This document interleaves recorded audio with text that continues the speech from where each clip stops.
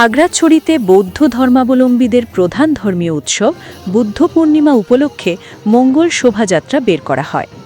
খাগড়াছড়ি থেকে বিপ্লব তালুকদারের প্রতিবেদনে দেখুন বিস্তারিত। বিকেলে খাগড়াছড়ি শাসনা রাক্ষিতা ভিক্ষু সংঘের আয়োজনে কেন্দ্রীয় ইয়ং বৌদ্ধবিহার থেকে একটি মঙ্গল শোভাযাত্রা বের করে শহরের গুরুত্বপূর্ণ মোড় ঘুরে বিহারে গিয়ে শেষ হয়।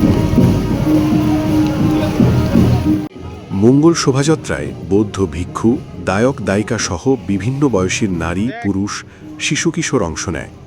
আজকের এই দিনে ভগবান বুদ্ধ পৃথিবীতে জন্ম নেন, বৌদ্ধত্ব লাভ করেন এবং আবার একই দিনটিতে নির্বাণ লাভ করেন।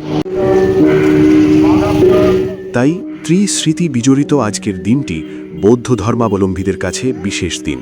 তাই এই দিনটি উপলক্ষে তারা ভগবান বৌদ্ধের উদ্দেশ্যে ভক্তরা মন্দিরে, বিহারে বুদ্ধ পূর্ণিমায় উপাসক উপাসিকা ও পুণ্যার্থীরা বুদ্ধ পূজা, পিণ্ডদান, পঞ্চশীল প্রার্থনা, সংঘদান, অষ্টপরিষ্কার দান, বুদ্ধ মূর্তি দান করে এবং বাংলাদেশ সহ পুরো বিশ্বের শান্তি ও মঙ্গল কামনা করা হয়।